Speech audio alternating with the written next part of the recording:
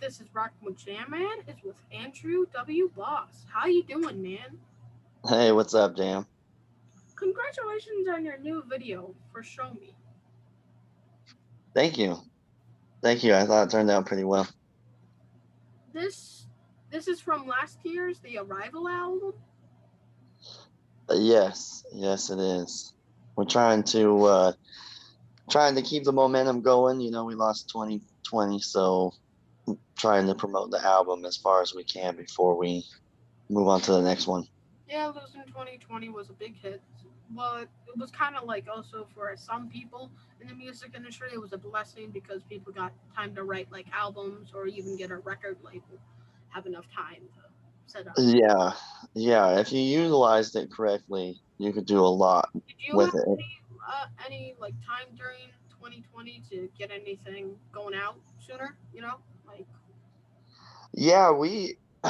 So was already planning on releasing my album in August, and a lot of bands decided not to release an album or not to do anything to push it off when they could tour. And I released mine anyways. And we did some videos, we did some concerts, we just did everything that we could, and just kept going because there really wasn't any other choice. Like the world was what it was, so I mean, just kind of everybody had to make their own decisions. It was a very weird time as a musician. I love the songs on this album. They really rock. Thank you. You have them. Thanks, man. I appreciate that. Speaking of rock, what influenced you more, rock and roll or rap? Definitely rock and roll. I think that even though I have a lot of rap in my songs, I still write my songs like rock and roll songs, like metal songs. We perform with a full band, so we perform like a metal show more than a rap show. So the rock is definitely a heavier influence. Bands like Korn and Mudvayne and stuff like that. Tell me a bit about this album. Well, The Arrival is my third album. Um, I wrote it with producer Jim Fogarty, who's done my other two albums. He's also done Killswitch Engage, All That Remains. He's done a lot of other bands, and so basically, the way that I make my album is we'll track things here in Salt Lake City, and I'll track things with Pablo from Chelsea Grin, or the guys from my band, or John. He he plays guitar for lessons, and then we'll send everything to Jim, and Jim lives out in Massachusetts. And so then Jim will mix and master everything, and me and Jim will go through each song, and we'll make different changes or different ideas and things like that. And so that's how we made The Arrival. And I don't know how in depth do you want me to talk about? You want me to talk about specific songs or anything? Uh, yeah, Pacific song, something like that. Well, Patience was the big single for the song, and we did a video during the pandemic. I went to a bunch of the places where we play, and we filmed the places that were empty, and then we spliced in um, video of us when we played there before.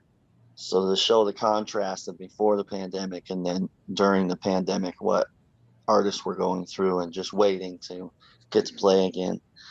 And so Patience was mine and Jim's big single that me and me and John Wilson from Lessons put together. And so that kind of overtook the vibe of the album, and that kind of made the whole album go into a really cool direction, I thought. You had a lot of guests on this album. How did you hook up with all of them? All the guests on the album are friends of mine, people that I've met through touring, people that I've wrote songs with before. I've done songs. I don't really like to talk shit on people, so I won't name any names, but I've done songs with people where I've paid for them to be like a feature on my album, which is pretty standard in industry. Yeah. But they didn't really care, and I didn't really like that. And so this time I decided to do stuff with people that I like to work with and people who I really look up to in the industry. And I kind of focused on that instead of like a lot of people will get a big name artist as a feature just to get like their views and their listeners, and I think that can be good in a lot of cases, and I think that that could just be a waste of time in a lot of other cases. That has to feel amazing. Pretty awesome to work with so many talented people. Yeah, I heard a quote a long time ago from a big billionaire about always working with people who are smarter than you. I kind of put that. I kind of like to do that in my music is work with a bunch of people who are more talented than me, and then that hopefully will elevate me to do a better job and to be a little more into it. Try to get to their level. Did you you did a track with Jamie from Twisted, and it was awesome, dude. Congratulations on that one. Thank, thanks, man. I like Jamie a lot. We did a whole tour with them a couple years back. We did like 45 shows with them, and yeah, I don't have anything bad to say about them. Jamie is super cool. Twisted, we're just very professional, and the song kicked ass. I sent it over to them, and Jamie had it back to me like the next day. It Yeah, he was was a pretty cool dude. He sang me happy birthday. I interviewed him. He was a pretty cool dude. Yeah, I saw your interview. He's very cool. Yeah, Jamie is a genuinely just pretty really cool dude. yeah, really nice guy. Hmm. Did Jamie let you know that Twisted was going to do some rock songs? Yeah, they when we were on tour with them, they had their drummer Draven, and they were talking about it and stuff when we were doing our tour, and they're just they're just so talented. I love it. I listen to their stuff that's rock and metal, and I just love it. I that's how I knew that when I sent Jamie that song that it was gonna be good. I knew that you know, it wasn't something that was out of his abilities. It is crazy the way bands have been figuring new methods to promote albums because COVID changed the industry. And it's probably going to stick for a while with that change until, you know, Yeah. yeah. What is the writing process for you? Do you write rhyme and make a track around it, or do you write the music and try and fit in some rap with it? Well, that's a good question. It depends on the song. It depends on the song and who I'm working with. I have a song on The Arrival that's probably very inappropriate for you, but it's called FU2, and it features 5280 Mystic or BGU Mystic. Okay.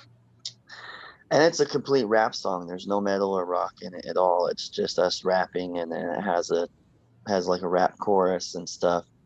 And so that one was specifically made for us to do a rap song. And then I have like my first track on the album called Comparisons.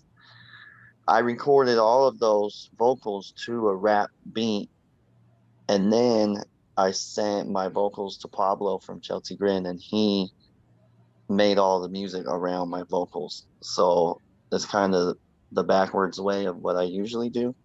So I like to do different things just to see if I can do it and see if it works out. And sometimes it's crap, and sometimes it turns out really good. You just never know.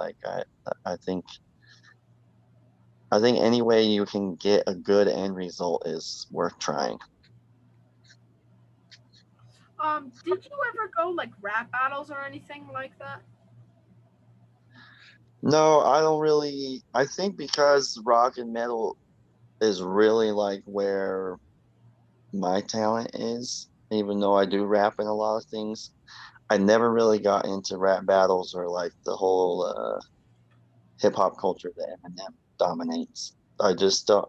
I don't know if I just felt like I wasn't talented enough to do that, but I never really got into rap battles or freestyling. I don't really freestyle. I don't do any of that stuff. But I always loved that kind of music, and I always like fitting it into what I do. But as the writing process, I didn't really like. I don't really like the freestyle type stuff. I really don't know many people who freestyle these days besides Little Dicky and Eminem. Yeah, Lil Dicky's dope. Yeah, What? yeah, good songs. Yeah, yeah, he's so good, and Eminem is so good. And you watch some of these other guys freestyle, and I'm like, man, I can't do that. Gosh. I'm just not that good. Not everybody can be Lil Dicky. Yeah, or Eminem, dude. Did you see his new song yet? Godzilla. Well, it's kind of old, but 1 year ago. Yeah, yeah. I've always been a fan of Eminem, so anytime something comes out, I always go check it out. Yeah. What else have you been doing to keep busy during the lockdown? Well, I have a big family, and we do a lot of family stuff. My favorite my favorite thing to do is to hang out with the kids and go visit my mom and stuff like that. So I stay pretty busy, and I write quite a bit. Like I was up all night last night recording a new song that we're working on for our next album, and so I really enjoy that. Now, almost a year later, you get to tour to promote this album now. Like almost a year later now, like after like if you like you cannot tour, dude, you cannot. But now Hmm. now it's just like crazy. Yeah. It's- If you could pick the lineup for your dream tour, who would be on it? Yeah, yeah, I remember. I was thinking about this the other day. I remember you asked me this last time, and I think I'm gonna stick with that. I think I said Corn, Papa Roach, Yeah, and Skindred, right? Yeah, yeah. I think that's a killer lineup. Skindred's probably my favorite band, and I feel like a monster, right? yeah, Yeah. yeah, Benji is so cool. Yeah, I love those guys. We got to play with them in LA, and that was like a dream come true. And I would, I would love to do a tour with them anywhere. I know you were part of the new metal rival tour, and COVID put it on hold. Hold. Yeah. Sadly, I was talking with Paul from Saliva, and he wants to try and rebook. But will you still be on the bill? Yeah, man, we're scheduled to do that if they do it again. It's really up to them. I hope that they do. We all would like to do it. Honestly, we would do any tour that has Saliva on it. That one's fun because Power Man and the other guys. But anytime, anytime Paul and Bobby want us to tour, we're in. What is your favorite memory from playing a show? Oh man, I don't know. We've done a lot of shows now. I think my favorite. I'll say this: my favorite part of playing shows is, well, I have a couple. I don't know if I have a number one favorite. So my favorite part of playing shows is taking pictures with people who are like real excited after we play, and then they want to take a picture and all that. But probably when you play when you're playing and people are singing along, that's probably my favorite part of shows. So when you look out and everybody's singing along with you, that's a that's a weird it's a weird thing and super cool all at the same time. 'Cause you're just like, especially when you play a city you've never played before and people are singing, and they're just like, "How do you know these songs? We've never even been here before," you know? Yeah. What is your worst? The most. The worst part is mm, probably just waiting around. Okay. If you have to wait like 3 hours to play, Oh yeah. and you Okay. just, Yeah, I can see like 6 hours or like 4 hours. That's like pretty. Okay. Yeah. yeah, and you're just sitting Especially back. if you're like in makeup or something or this like outfit. You know.